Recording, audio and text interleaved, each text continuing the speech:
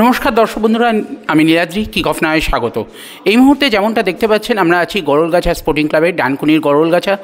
কলকাতা লিগের 3rd ডিভিশনে সম্প্রতি চ্যাম্পিয়নশিপের রাউন্ডে দ্বিতীয় হয়ে তাদের দ্বিতীয় ডিভিশনে উত্তীর্ণ হওয়ার কথা, কিন্তু বাঁধ সেধেছে আইএফের কিছু আশ্চর্যজনক ঘটনা।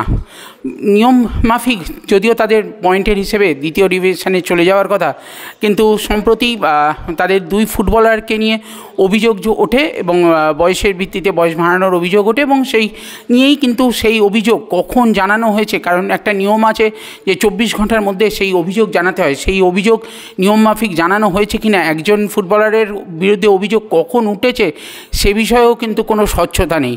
আবার এক ফুটবলারের তার সিআরএসের রেজিস্ট্রেশন আগে থেকেই হয়েছিল, সেই দেখিয়েই সেই ফুটবলারকে এই গরলগাছা স্পোর্টিং ক্লাব রেজিস্ট্রেশন করা, কিন্তু এখন তার বিরুদ্ধে অভিযোগ উঠছে কেন? এই সব বিষয়ে কিন্তু গরলগাছা স্পোর্টিং ক্লাব কিন্তু এখন আটকে আছে তৃতীয় আর দ্বিতীয় ডিভিশনের গেরোর মধ্যে।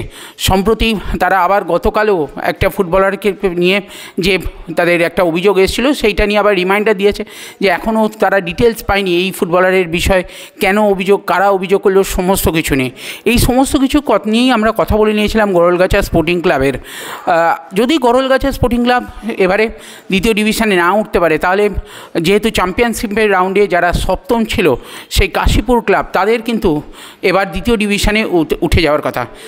বলে রাখা ভালো, এই তৃতীয় ডিভিশনের চ্যাম্পিয়নশিপ রাউন্ডের ম্যাচে একটা ম্যাচও কিন্তু জেতেনি কাশীপুর ক্লাব, এবং এই কাশীপুর ক্লাবেরই এক কর্তার বিরুদ্ধেই কিন্তু তাদের অভিযোগ যে তিনি সম্প্রতি সিআরএস সিস্টেমে অদ্ভুত সমস্ত কিছু বিষয় ঘটাচ্ছেন, যা তাদের বোধগম্য হচ্ছে না। কি বলছেন গরলগাছা স্পোর্টিং ক্লাব, তাদের কর্তারা কি বলছেন, চলুন শুনে নেওয়া যাক তাদেরই মুখে।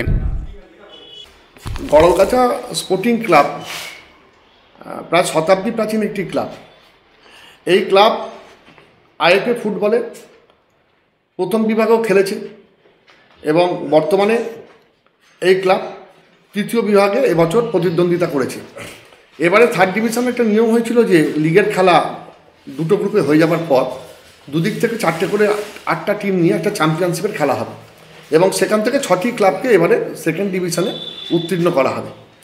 আমরা আমাদের গ্রুপের খেলায় আমরা চ্যাম্পিয়ন হয়েছি, এবং চ্যাম্পিয়ন হওয়ার পরে যে 8টি টিমের মধ্যে চ্যাম্পিয়নশিপের খেলা হয়, সেখানে পয়েন্টের বিচারে আমরা রানার্স হয়েছি। একটি ম্যাচে ওয়াক ওভার পেয়ে সোনালী শিবির গ্রুপ চ্যাম্পিয়নশিপ প্রথম হয়েছে। আমরা স্বভাবতই এই গ্রামের ক্লাব, গ্রামের মানুষের সেন্টিমেন্ট আছে, এবং এই গ্রামের মানুষ শত শত মানুষ বাস ভাড়া করে, ট্রেন ভাড়া করে তারা খেলাগুলো মাঠে যায়। সম্পূর্ণ গ্রামের মানুষের একটা এই ক্লাবের সঙ্গে সেন্টিমেন্ট এবং স্বাধীনতা সংগ্রামে এই ক্লাবের একটা নাম আছে। আমাদের গ্রামের পুজোর সময় এই খেলাটা হবার পর গ্রামের উৎসব হলো, আনন্দ হলো, প্যান্ডেলে ক্লাবের ছেলেরা এই ক্লাব রানার্স হয়েছে আমরা এই জন্যে, এবং 2nd ডিভিশনে উঠবো সেই নিয়ে উৎসব। কিন্তু আইএফএ দেখতে পেলাম যে কোনো কিছু ঘোষণা করছেন না।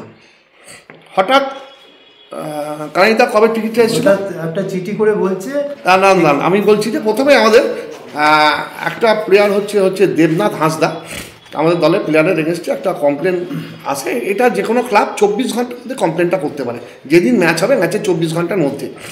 তা স্বভাবতই 24 ঘন্টার মধ্যে একটি ক্লাব কমপ্লেন করেছে। কমপ্লেন করতে আমাদের আবার আইএফএর যারা আছেন কর্মকর্তারা, তাদের আমাদের সংশ্লিষ্ট প্রমাণ নিয়ে যাবার কথা বলেছেন। আমাদের ক্লাবের তরফ থেকে কানাইবাবু, সুকুমারবাবু, ওনারা গিয়েছেন, সমস্ত নথি, তার বার্থ সার্টিফিকেট সমস্ত জমা দিয়ে এসছেন দেখি, মানে হায়ারিংয়ের সময়। তারপর তারা বলেছিল আমরা পরে জানাবো।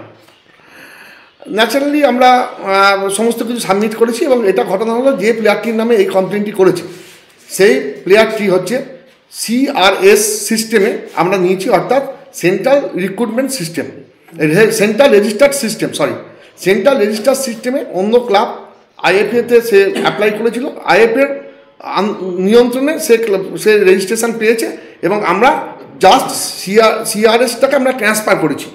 আমাদের এছাড়া আমাদের এখান থেকে আমাদের কোনো দল ফেডারেশনে, আপনারা জানেন যে সিআরএস সিস্টেমে সেই প্লেয়ারটি অলরেডি তার ডাটা ইনজেক্ট হয়ে গেছে সেখানে। সেই ডাটা ইনপুট থেকে আমরা নিয়েছি, আমরা জাস্ট ট্রান্সফার করে তাকে আমাদের ক্লাবে খেলিয়েছি। সেই কারণে আমাদের ক্লাব কোনো পানিশমেন্ট হতে পারে না, এবং সেক্ষেত্রেও আমরা সমস্ত কিছু তথ্য তারপরেও আমরা দিয়েছিলাম, যখন দেখেছি আমরা মান্যতা দিয়েছি। তার পরবর্তীকালে গত 21 তারিখে আমাদের কাছে একটি মেল এলো। সেই মেলে আমাদের বলা হলো যে কনসিডারেশনের জন্য। হ্যাঁ, যে বলা হলো যে এই প্লেয়ার যে আমরা খেলিয়েছি সেই প্লেয়ার তার বার্থ সার্টিফিকেট ঠিক নয় এবং এই ব্যাপারটা আমরা ডিসিপ্লিনারি কমিটিতে পাঠিয়েছি। এবং তার সঙ্গে সঙ্গে আরেকটি প্লেয়ারের নামে একটি কমপ্লেন দিয়ে বললো যে এই প্লেয়ারের নামে একটা কমপ্লেন এসেছে, কিন্তু নিয়ম হলো যে প্রথমবার কমপ্লেন এসছে আমরা সেটাকে মান্যতা দিয়ে বললাম যে আমরা গেছি, আমরা সেগুলো সাবমিট করেছি। কিন্তু দ্বিতীয়বার যে প্লেয়ারের নামে ওরা কমপ্লেনটা 21 তারিখে পাঠালো সেই প্লেয়ারের কোনো কমপ্লেন আমাদের মেলে আসেনি, আমাদের জানতে চায়নি, আমাদের কিছু সাবমিট করতে বলেনি, কোন ক্লাব কমপ্লেন করেছে সেটাও আমাদের জানায় না, আমরা এখনও জানি না। উই আর ইন ডার্ক যে কোন ক্লাব সেই প্লেয়ারের নামে কমপ্লেন করলো, কবে কমপ্লেন হলো, সেই কমপ্লেনের কোনো আমাদের কাছে পাঠানো হলো না। এবং আমাদের কোনো রকমভাবে আত্মপক্ষ সমর্থনে না দিয়ে হঠাৎ আমাদের একটা কমপ্লেন বলছে ওই প্লেয়ারের নামে আছে এবং তোমাদের ডিসিপ্লিনারি কমিটিতে পাঠানো হলো। তারপরের দিনই আমরা ক্লাবের পক্ষ থেকে ক্লাবের প্যাডে সমস্ত ঘটনা লিখে যে সিআরএস সিস্টেমের মধ্যে দিয়ে আমরা সেই প্লেয়ারটাকে খেলিয়েছি, এখানে আমাদের কোনো পানিশমেন্ট হতে পারে না। এবং আরেকটি প্লেয়ার নামে যে কমপ্লেন আপনারা দিয়েছেন সেই প্লেয়ার সম্বন্ধে কোনো কমপ্লেন টিল নাও আমরা পাইনি। এবং নিয়ম অনুযায়ী খেলা হবার 24 ঘন্টার মধ্যে সেই ক্লাব কমপ্লেন করলে আমাদের জানাতে হবে এবং তার মেল বা তার সমস্ত কিছু আমাদের জানাতে হবে এবং আমাদের তার সমস্ত রকম প্রমাণ দেওয়ার জন্য আমাদের ডেট এবং টাইম দিতে হবে। কিছু তারা দেয়নি। সমস্ত ঘটনা আমরা জানিয়েছি। জানাবার পরেও সেখান থেকে এখনও পর্যন্ত কোনো উত্তর না আসায় আমরা গতকাল আবার একটা রিমাইন্ডার চিঠি তাদের পাঠানো হয়েছে, ক্লাব থেকে মেল করা হয়েছে। সেই রিমাইন্ডার তখন জানিয়েছে যে আমরা কী করবো না করবো, কী আছে, কী আপনাদের স্ট্যান্ড পয়েন্ট আমরা কিছু জানান। দেখুন, একটা কথা পরিষ্কার বলছি যে আমরা শতাব্দী প্রাচীন এই গ্রামের ক্লাবটি আমরা অনেক কষ্ট করে এই ক্লাবটাকে তৈরি করেছি। ক্লাবটা কখনো ফার্স্ট ডিভিশনে উঠেছে, কখনো ক্লাবটা আবার আস্তে আস্তে নেমে গেছে গ্রামের ক্লাব। এবছর আমরা প্লেয়ার এনে এই জনা স্কুলের মাঠে, ডানকুনি স্পোর্টিংয়ের মাঠে আমরা প্র্যাকটিস করে তাদের প্র্যাকটিস করিয়ে তাদের রেখে দিয়ে এই যে ছেলেটি আদিবাসী পরিবারের ছেলে, সেই ছেলেটারও 2 বছর কিন্তু সাসপেন্ড হবে। রাজ্য সরকার কিন্তু আদিবাসীদের জন্যে, পিছিয়ে পড়া মানুষের জন্য অনেক কিছু ভাবছে এবং আমরাও এই আদিবাসী পরিবারে, শিডিউল কাস্ট পরিবারে এই ছেলেদের নিয়ে এসে ট্রেনিং করে, কোচিং করে, অনেক প্রাক্তন প্লেয়ার আছে এই স্কুলে, এই এলাকার, সেই তারা কিন্তু আমাদের ক্লাবের সঙ্গে যুক্ত। যারা গড়গাছা স্পোর্টিং থেকে, যেমন দেবাশিস হাজরা, অনেক প্লেয়ার তারা এই ক্লাব থেকে উঠেছে এবং তারা এই ক্লাবের সমানুধ্যায়ী, তারা প্র্যাকটিস করায়। এবং সেখানে আমরা বারবার খেলার সময় দেখেছি খেলা ক্যান্সেল করে দেওয়া হচ্ছে। একটা খেলা, একদিন খেলা নিয়ে গেলে 20 থেকে 22 হাজার টাকা খরচা, জানেন, মানুষের কাছে আমরা ভিক্ষে করি। এবং তারপরে সেই খেলা আবার একটা জায়গায় দেওয়া হচ্ছে, তো মেনে নিয়েছি। আমাদের প্লেয়ার হলুদ কার্ড দেখেনি, হঠাৎ চিঠি এসে গেলে আমাদের প্লেয়ার হলুদ কার্ড দেখেছি।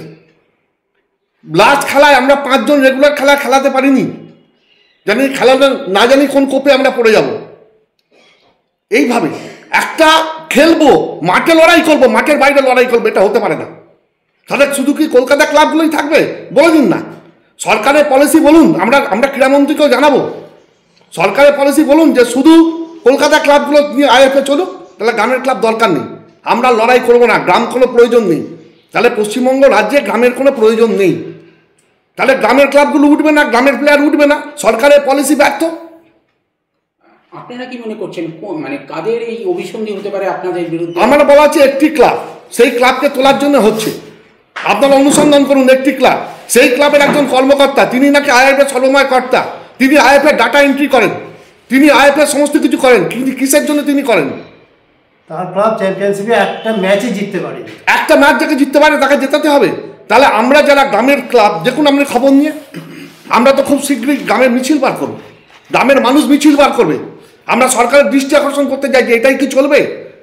তাহলে প্রত্যন্ত ক্লাবগুলো, গ্রামের ক্লাবগুলো খেলবে না আইএফএ, শুধু কলকাতার মুষ্টিমেয় ক্লাব তারাই আইএফএটাকে দখল করে রাখবে? আমাদের প্রশ্ন এই জায়গা, বিনীত প্রশ্ন আইএফএর কাছে। অনেক আইএফএ ভালো ভালো মানুষ আছেন, অনেক ভালো ভালো মানুষ আছেন, তাদের নামে অনেক, আমি তো কারো বলিনি, আমরা আইএফএর কারোর নামে কোনো অভিযোগ নেই, সেক্রেটারি থেকে আরম্ভ করে কারোর নামে কোনো অভিযোগ নেই। কিন্তু তারা একটু দেখুন যে 2-1টা ক্লাবের কর্মকর্তা কেন আইএফএর ভেতরে ঢুকে এইগুলো করছে। আমরা খেলতে চাই, আমরা 100 বছর একটা আইএফএর ক্লাব, আমাদের রাখুন, বাঁচতে দিন আমাদের। আর্জি জানাচ্ছি আইএফকে আমাদের মাধ্যমে, এত লড়াই করতে আমরা পাচ্ছি না। এরপর আপনাদের কি পদক্ষেপ হবে? এরপরে আমরা গ্রামের মানুষকে নিয়ে সামনের সপ্তাহে আমরা বসছি, আমরা মিছিল করব। এবং সর্বময় আমাদের ক্লাবের প্রধান উপদেষ্টা হচ্ছেন সাংসদ কল্যাণ বন্দ্যোপাধ্যায়, তিনি পার্লামেন্টে ব্যস্ত আছেন, তিনি সমস্ত ঘটনাটাই জানেন, গত রবিবারও তাকে জানানো হয়েছে। সুতরাং তিনি আমাদের যেভাবে বলবেন আগামী দিনে সেইভাবে আমরা লড়াই করব। এই লড়াই যতদূর যেতে হয় আমরা লড়াইয়ে যাব, কিন্তু তার আগে আর্জি নিশ্চয়ই আইএফএর শুভবুদ্ধি সম্পন্ন মানুষরা এ কাজ করবেন না, নিশ্চয়ই আমাদের ক্লাব 2য় ডিভিশনে উন্নীত হবে। এই